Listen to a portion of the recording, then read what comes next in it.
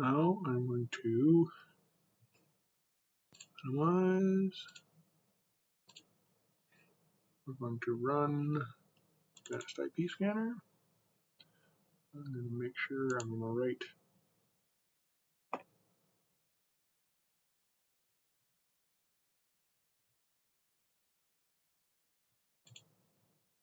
network.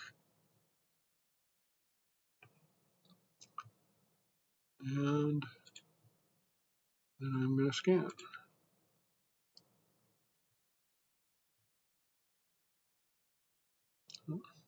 Was 50.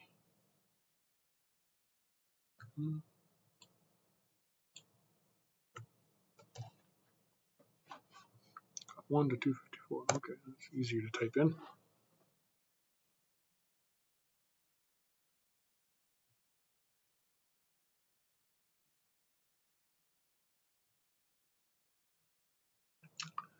So our Ubiquity robot is at 192.168.50.70.